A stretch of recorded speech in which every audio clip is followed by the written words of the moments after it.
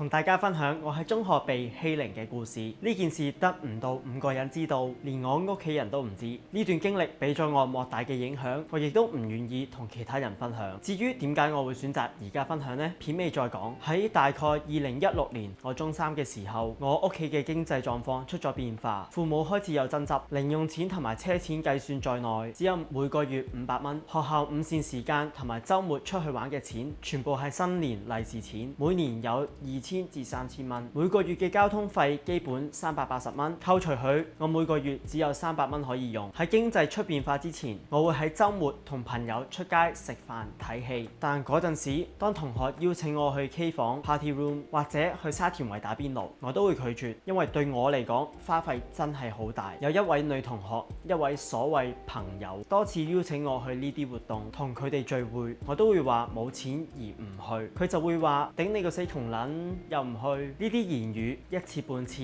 傷害並唔大，但持續1個月，每日同我講，我就會諗我係咪錯呢？小息同埋食飯時間、做功課或溫書嘅時候，佢都會攞我嘅文具或者摺紙飛鏢掉我。起初我不以為意，於其他人眼中呢啲只係小兒戲玩下啫。我一忍再忍，直至忍唔住嘅時候，將佢摺嘅紙飛鏢掉翻俾佢，佢竟然怒火中燒，變本加厲，言行變得激動，持續咗好幾日。由細到大，我都被教導要做個好男人，要讓女仔唔可以對佢哋動武。我亦唔敢同老師或者家長講，同老師講嘅話會顯得我懦弱，同家長訴說嘅話就仲衰，因為屋企人會知道我因為窮而俾人蝦，心入面會唔好受，所以我都忍咗1個幾禮拜，亦唔希望向老師舉報。直至1星期後，我忍無可忍，就恐嚇佢話我已經同 X 老師舉報你啦。估唔到嘅係佢即刻驚惶失措，同佢過往嗰1個月對我嘅行動同表情完全唔同。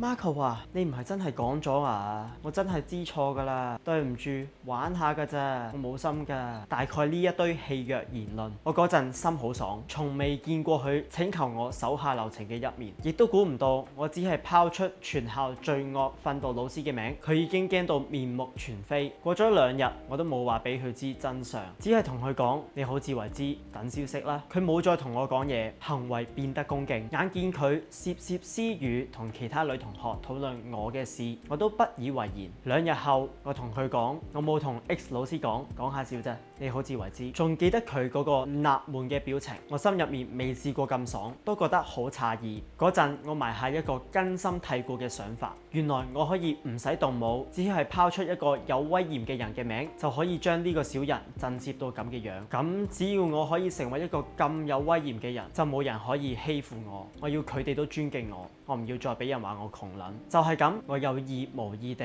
立志成為一個有錢有威嚴嘅人。中4嘅時候，父母關係出現咗變化，我成為咗單親仔，同阿媽住，亦叫阿媽唔使俾零用錢我。我會用新年儲落嚟嘅利是錢應付生活所需，包括交通費用、去康文署健身室嘅月票，同埋去街市買餸嘅錢，亦都甚少同朋友去要使錢嘅活動。食飯嗰陣會食阿媽煮嘅飯盒，或者唔食飯喺課室或者去圖書館自修室做功課溫書。我同自己講，一定要入大學，唔要俾其他人睇唔起，亦會對自己嘅家庭狀況保密，唔會話俾其他人知，俾其他人藐視我屋企人。我要出人頭地，就係咁。平時食飯時間一齊出去外面餐廳食飯嘅朋友聯誼少咗，關係慢慢疏遠，我都唔理會，覺得呢啲咩友誼全部都係過眼雲煙，甚至係虛假嘅。讀書賺錢最實際，知識同埋金錢好難被搶走。睇到嗰個欺負我嘅女同學竟然仲有咁多朋友，我慢慢養成記恨之心，希望有朝一日可以揭穿呢啲小人嘅真面目，要佢哋唔好受。上咗大學都經歷過社會運動，經歷過屋企零收入嘅日子，過咗一段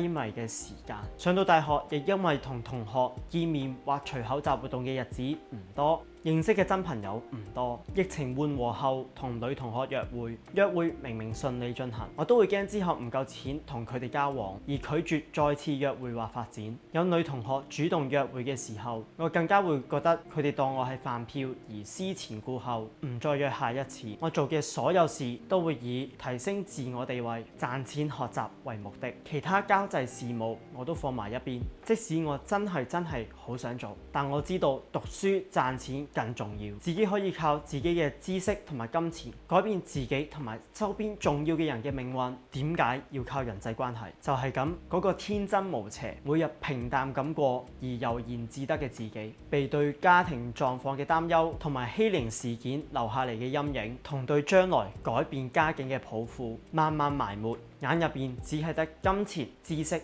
同埋邏輯，希望可以做個鐵面無私，用權力杜絕小人嘅人，慢慢學識咗埋沒自己嘅情感，知道萬一稍有表達，就會成為自己嘅破綻同埋致命傷。幾經輾轉，大學畢業之後遇到第一任女朋友，我以為成年人交往就係男方專注揾錢供養女方，所以交往比以前更專注發展事業，希望可以為未來帶嚟好生活。但我正因為咁樣，當咗對方係一個較為重要嘅學生。 WhatsApp 嘅對話就會係星期四7點半戲院 OK， 然後就記喺 Apple Calendar。唔見面嘅時候，我就專注做自己嘅業務，唔會點聯絡。希望大家各自成長，下次見面時以更好嘅自己面對彼此。咩 Good morning Good night， 你喺度做緊乜嘢啊？等報備方式對我嚟講都係無聊嘅。我認為面對面見面嘅時候講就好啦。感性嘅話語、言語上嘅鼓勵支持都可以係虛假嘅、扮出嚟嘅，用行動金錢幫對方解決問題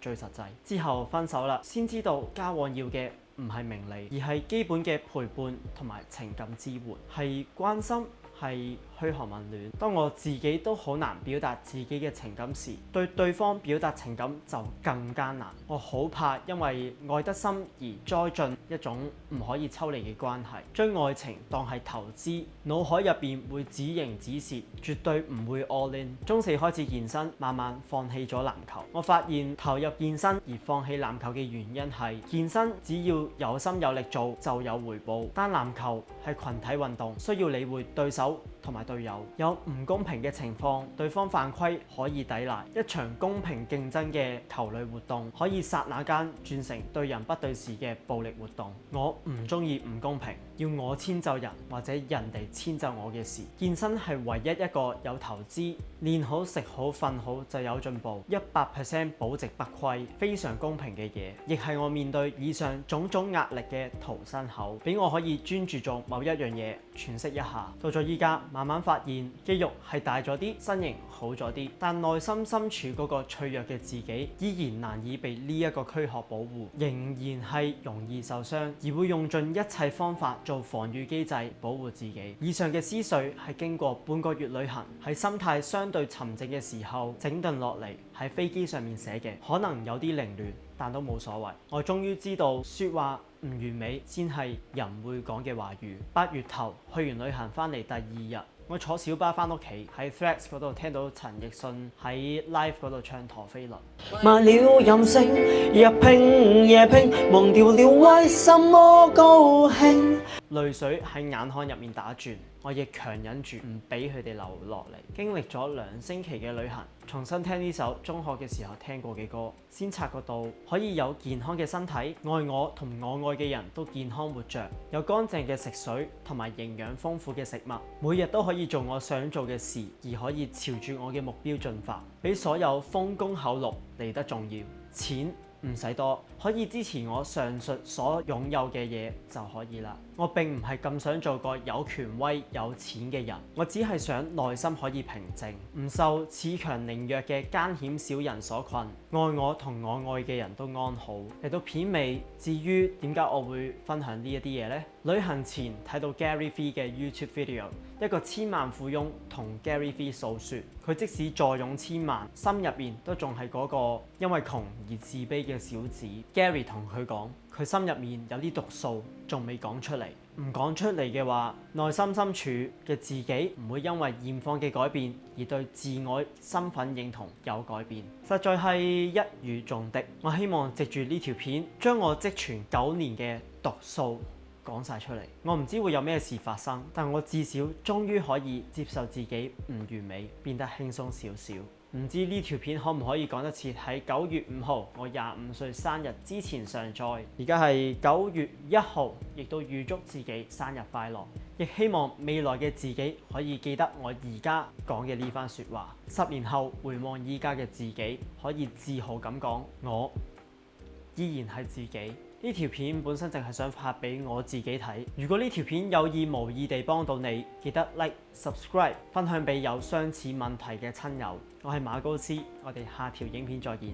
還剩低幾多心跳，還在數趕不及了。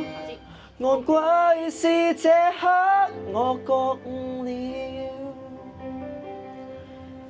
在時間裏看破一生，渺渺。Oh shit。